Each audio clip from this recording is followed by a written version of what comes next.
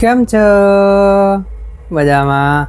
સુવાક્યની દુનિયામાં, સુવિચારની દુનિયામાં આપનું સ્વાગત છે. મારા મિત્રો, એવું કહેવાય છે કે જે વ્યક્તિ નિર્ણય કરવામાં પાક્કો હોય છે તે વ્યક્તિ પોતાના જીવનને સારી વિકાસની દિશા આપી શકે છે. આવી જ કોઈ વાતને સુવિચાર તરીકે કોઈ અજ્ઞાતે ખૂબ સરસ રીતે લખ્યું છે.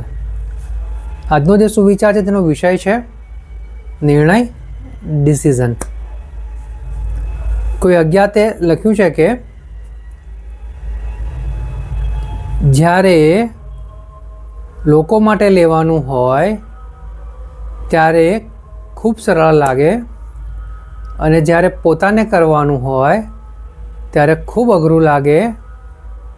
તે પ્રક્રિયાનું નામ છે નિર્ણય શક્તિ, ડિસિઝન પાવર.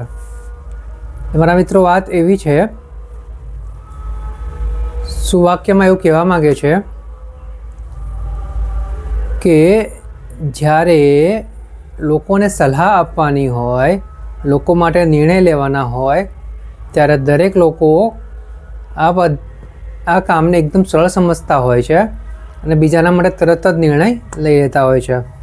પરંતુ વાત અહીંથી ઊંધી છે કે જ્યારે પોતાના માટે નિર્ણય લેવાનો હોય ત્યારે વ્યક્તિઓ જલ્દી કોઈ નિર્ણય ઉપર આવી શકતા નથી અને આ બધામાં સમયની ખૂબ બરબાદી થતી હોય છે.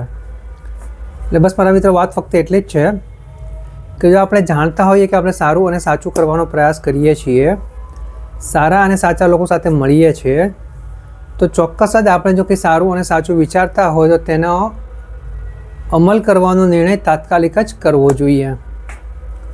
કારણ કે જો કંઈ નિર્ણય કરીશું તો જ તેની ઉપર કામ કરીશું અને કામ કરીશું તો જ તેની કંઈ સફળતા મળશે, તેનું કંઈ કામ દેખાશે. પરંતુ જો આપણે નિર્ણય શક્તિ કાચી હશે, આપણું વીક ડિસિઝન પાવર હશે, તો આપણે કોઈ પણ જાતના કામ કરતાં પહેલાં 10 વખત વિચારીશું અને આમાં આપણી જે કોન્ફિડન્સ છે તે ઘટતો જાય છે. તો બસ મારા મિત્રો, વાત એટલી જ છે કે જો આપણે આપણા જીવનમાં ખરેખર વિકાસ કરવો હોય તો આપણી જે નિર્ણય શક્તિ છે, ડિસિઝન પાવર છે, તેનો વિકાસ કરવો પડશે. જો આટલું કરી શકીએ ચોક્કસ જ આપણે આપણું જીવન વધારે સારામાં સારું કરી શકીએ. Thank you.